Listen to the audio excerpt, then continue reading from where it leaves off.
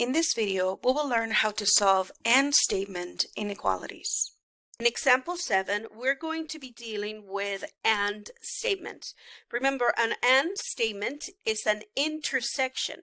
That means that we're looking for the numbers that belong to both inequalities. We're looking for those numbers that are being shaded by both inequalities. So let's start solving this inequality. For the first one, I have 2x plus 8 is greater than or equal to 5x minus 7.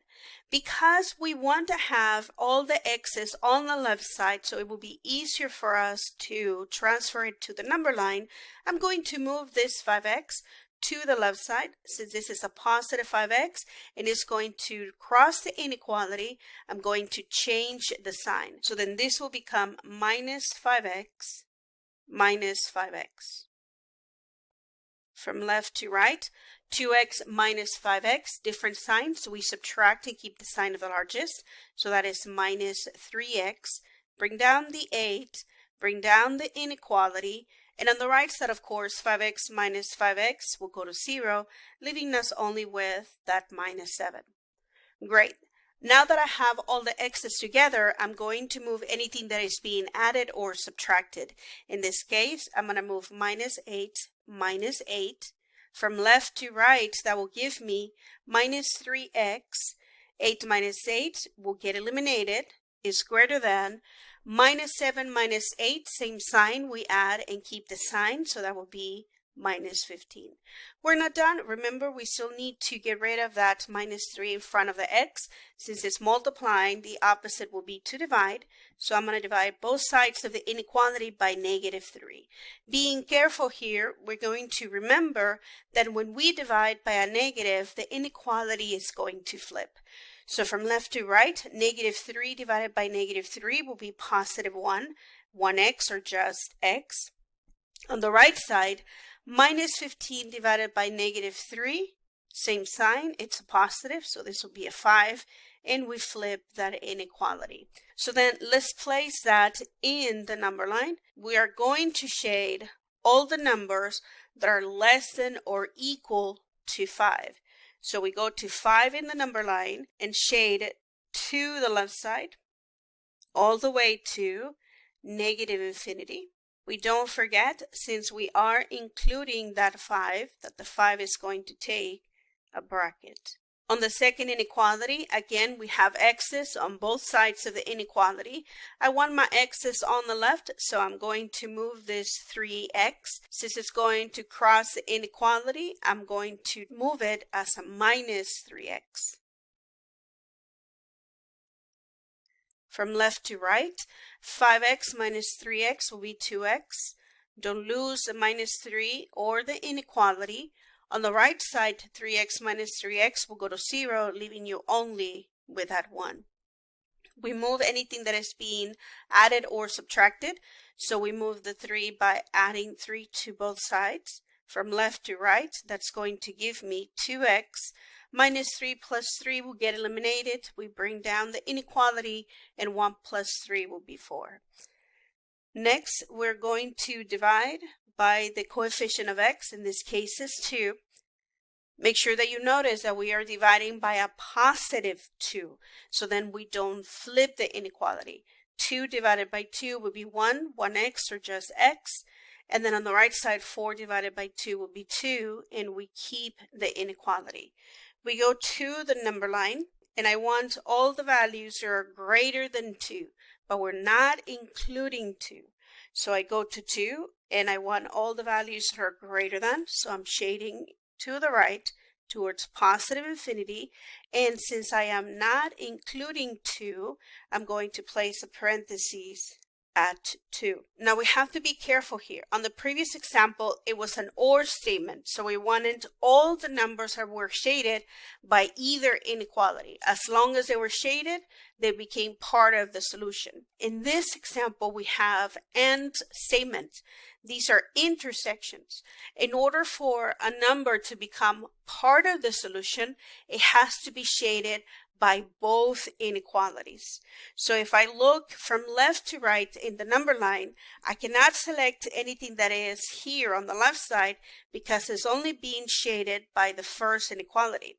I cannot select anything that is on the right side because that's only being shaded by the second inequality. The only numbers that are being shaded by both are between 2 and 5. So then my solution will be the values between 2 and 5. Now, because we are not including 2, we place a parenthesis. And because we are including 5, we place a square bracket. And this is the solution for 7a. Let's try another one. The inequalities in 7b, they already have all the x's on the left side. So then I don't have to move any x's. I'm going to start by moving anything that is being added or subtracted. So for the first one, I'm going to move 15 minus 15 minus 15. From left to right, that gives me 6x. 15 minus 15 will get eliminated. It's less than or equal to 18 minus 15 will be 3. From there, we're going to divide by 6 both sides of the inequality. And that will give me 6 divided by 6 will be 1x or just x is less than or equal to, well, I cannot divide 3 by 6 evenly, but I can simplify. Both of these numbers can be simplified by 3, leaving me with 1/2. Okay, now 1/2 is 0.5, so we're going to go look for 0.5 in the inequality, and that will be right here between 0 and 1. Here's 1/2. I'm looking for everything that is less than or equal to 1/2, so I'm going to shade it to the left right here at 1/2. I'm going to shade to the left towards negative infinity. And because this has that equality line, the 1/2 will be included. So I'm going to place that square bracket. Let's try it again. I'm going to move the 14 plus 14. First, we move anything that is being added or subtracted. From left to right, this will become 2x. Minus 14 plus 14 will get eliminated. Is less than minus 6 plus 14. Different signs, we subtract and keep the sign of the largest. That will be 8. We're not done yet. I have to divide by 2 both sides. I am dividing by a positive 2, so I don't have to switch the inequality or flip the inequality. From left to right, 2 divided by 2 will be 1x or just x. On the right side, 8 divided by 2 is 4, and we keep the inequality. So this time they're asking us to shade everything that is to the left side of 4.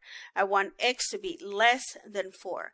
So I go to my number line, here's 4, and I'm going to shade everything that is to the left. So let's do that.